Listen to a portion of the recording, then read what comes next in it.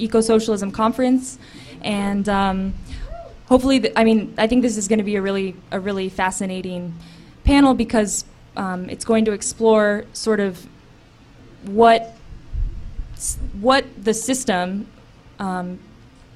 does to our ability to be human, our capacity to be human, which is to be creative and experience love and life and laughter. So, and it will explore a lot of other topics as well.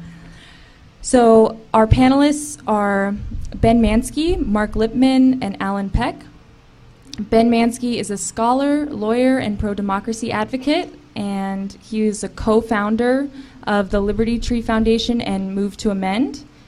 Mark Lipman is a writer, a poet, and a multimedia artist and activist. He's an author of 6 books, and his latest is Global Economic Amnesty.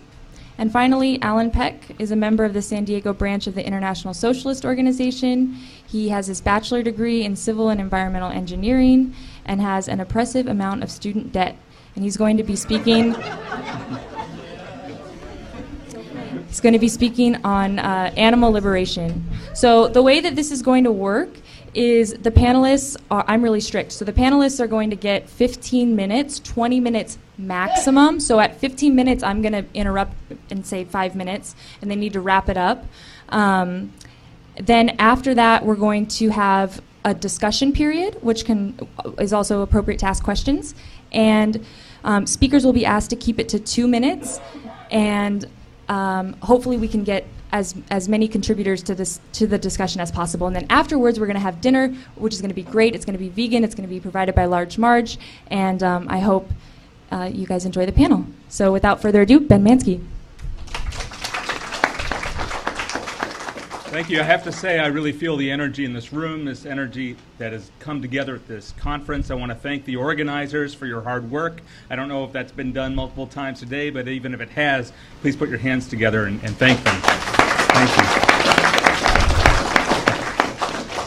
And I'm sure you felt the same kind of butterflies yesterday that I sort of feel right now, because I am in some ways intimidated by the experience, by the passion, and by the intelligence of those who are gathered here. And I want to start off with my remarks by sharing from another person who could be intimidating if it weren't for the fact that he was apparently such a nice guy, who said, "Your Honor, years ago I recognized my kinship with all living beings, and I made up my mind that I was not one bit better than the meanest on earth. I said then and I say now that while there is a lower class, I am in it. And while there is a criminal element, I am of it. And while there is a soul in prison, I am not free." And I think if Eugene Victor Debs' words were the common sentiment in the United States of America today, our job would be done. And I came to that conclusion a long time ago, as somebody who had the fortune of having parents who were teachers and a mother who was a history teacher in particular. I got to read some of this stuff early, and I thought, gosh, we could deal with the problems that were being discussed even in the mainstream of the corporate media in Earth Day 1990 when I was in high school, if we had a mass movement of working people that had that kind of consciousness, right? And so a lot of my work over the years, as somebody who spent most of the 90s active in the Earth First movement, first in Oregon, then in my home state of Wisconsin, and then over the last 13 years, spent most of my time organizing with the Greens and with the Green Party in various roles. My work has been focused on the question of how we build a movement that understands that we have kinship with all living beings, and that while there is a criminal element, all of us are of it. And that question, I'll just identify it, I'll explore it some more, is not really an academic question, it's an organizer's question, because I'm an organizer. I may be a scholar, or I may be a lawyer, but I'm an organizer first and foremost.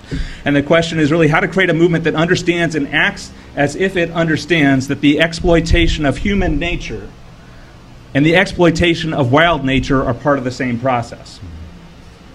Human nature, red, blood. Wild nature, green, chlorophyll, the blood of the plant world, of the wild earth. And that in turn, an injury to one really is an injury to all. Injuries to oppressed people are borne by the earth, and injuries to our earth are suffered first by oppressed people. When the Ogeechee band at Bad River Reservation camped out on the railroad tracks that went through their reservation, through their county, and said, you can't ship sulfuric acid through here to go to the mines that are operating in the Upper Peninsula of Michigan. The sheriff was called, and so the sheriff came out, but you know what he did? He put his car across the tracks. And then the governor, Tommy Thompson, called the FBI and said, I need you in here. And the FBI said, the local police don't want us here, right? Okay. So violence was avoided in part because of, again, that consciousness that exists in that part of the state and throughout the state overall, but especially there. But now it's also a very dangerous situation. So I'll just leave you with this. What does this mean in terms of building revolutionary ecology today? I mean, I think there are some lessons from the Northwoods of Wisconsin. There are several books that have been written about it. The struggle over tar sands and keystone blockades today, I think, are very much coming out of a similar place in the places where those blockades are strong and have local support. But I think what it means in both practical and theoretical terms is that solidarity must mean that just as in the long term there are no boundaries between jobs and environment, there are also now no boundaries between class struggle and ecological resistance, and no boundaries between red and green. Now, I know you put red and green together and they get brown, and I've heard that before, but what I mean is it's a new politics. It's not a hybrid politics. It's not a hyphenated politics. It's a new politics. Solidarity must mean that the solidarity of life, the solidarity of human beings and living systems are together as are all. I'm sorry, I'm losing my notes here. Let me just finish with this then. Solidarity finally means a struggle for democracy, what Marx called the species being of humanity. He called democracy the species being of humanity, essentially the natural essence of what makes us human. So that working people can finally, in the words of the Internationale, become the human race and self-organize to make the most of our species' capacity to do good, to do right by the earth, to respect the rights of nature, so that we may all live in prosperity that this planet continually gives us. That's what I'm looking for, and thank you for being part of that search.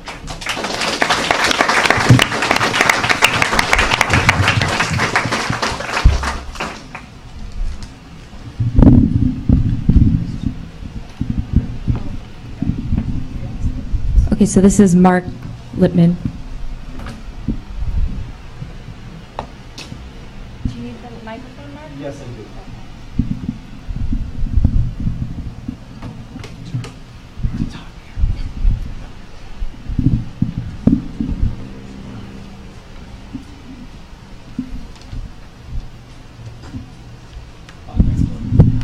First, I'd like to preface my talk here. Hopefully this comes up. There we go. By thanking the organizers. This has been a fantastic day. So thank you to Sarah and all the other organizers here. And just because there's so many people here who are so intelligent and know what's going on, I'd like to start with a quote that Mimi put out on Facebook a couple days ago, where it says, I don't speak to convince anyone of anything. I speak to let people I already agree with know that they're not alone. Okay, so hold on. What's happening here? All right, so, damn it. All right, we're going to have to keep going through this until it gets better. Okay. As the Occupy movement so eloquently stated, shit's fucked up and bullshit. In other words, everything with our economy is going in the wrong direction, and we're pissed off about it. All right? To summarize quickly what we already know so we can move forward to some of the solutions, let us kind of define what's going on. In a capitalist economy, all or most of the means of production and distribution, such as the land, factories, and transportation, are privately owned and operated for profit. Of course, the same thing also holds true for Obama and any other president who would lead this nation into war based on false pretenses. There are many other examples we could take that would eliminate a great portion of our national debt, which would free us from the grips of the international bankers. Now, the second and much quicker way is to eliminate debt personally, to completely vacate it ourselves. Each one of us has the ability to do that right now. But let's be honest, this means making a sacrifice, and the path comes with many consequences that, if we're serious, we have to take responsibility for. But let's face it, we're always making sacrifices. It's just knowing which sacrifices to make that are in our long-term interest. All right? The first and simplest thing we can do is cut up our credit cards. Stop incurring debt. All right? We must live within our means while we continue to fight the struggles for the means in which to live. The first month is a bitch. And after that, it gets easier and easier as we find more money in our pocket at the end of the month. Step by step, we build our independence. If you haven't already moved your money into a credit union, shame on you. What are you waiting for? All right? But there are more steps we can take if we want, if we have the courage. We can walk away from our debt, hold it invalid and void, refuse to pay. You cannot be arrested and thrown into jail simply for owing debt. As soon as we stop playing the game of credit and penalties and interest and debt, we win. Now, we all live in different situations, and there's no one size fits all, but we can each do something. Some can move their money. Others can stop paying their outrageous student loan bills. Others may decide to step off the grid altogether. It's not a question of what we do, but that we each commit to do something. By standing by our rights, that housing, health care, education, a living wage are human rights, that under no circumstances can they take that away from us. Then we define as mute their ability to collect on these fraudulent debts that they place on us from birth and free ourselves to create our own destinies. And what does that destiny look like? Imagine what we could do with all the extra time in a debt-free society, where people control the means and direction of their production. More independent markets and small businesses would open up. Individuals would focus on what it is they love to do, and groups would form into collectives and co-ops to build to the needs of society, where the workers not only control the means and surplus of their production, but the direction and the decision-making authority over how and what is produced. Already, 48,000 cooperatives exist in the United States. The movement is already building that will give us our economic freedom to break from the bonds of the capitalist system.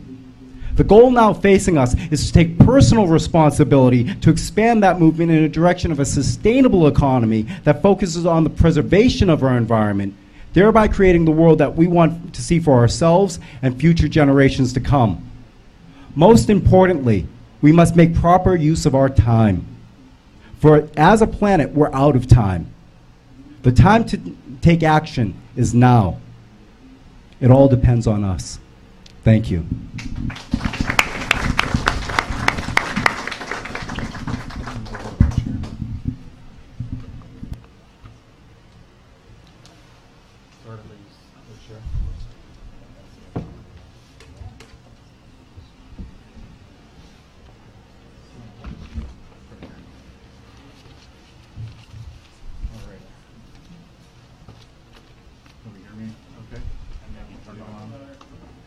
Hello? Maybe I should turn it on. I have to thank the last panelist for suggesting that I stop paying my student loans. I appreciate that he has enough faith that I have been paying my student loans, but I won't comment any more than that. So I'm going to talk a little bit about, Sarah outed me already, I'm the vegan in the room. So I'm going to be talking about, thanks the few vegans in the back.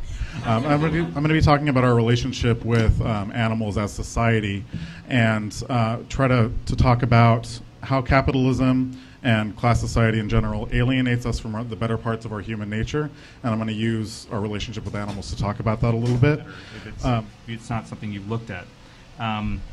In terms of the question of animals, first of all, thank you for saying what was in your heart and on your mind, because I am convinced that after the revolution, the eating of animals will be outlawed. Okay, and it will be looked upon as something that was an abhorrent practice for centuries. And when I am accused of being unwilling to compromise sometimes by people, because I work with all kinds of people politically, I say, I've already compromised. You don't understand what I actually believe. I'm participating in your elections. I'm participating in your economy. But, I mean, the reality is that if animals don't have standing, then we don't think the earth has standing. We don't think living beings, living systems have standing. And if we don't think living systems have standing, which is to say rights that have to be respected, then there is no way in the hell we're going to create a sustainable society. You might as well give up and go home. And if you can't see your way to understanding that animals have inherent worth and feelings and relations, then it's going to be hard for you to relate to other human beings.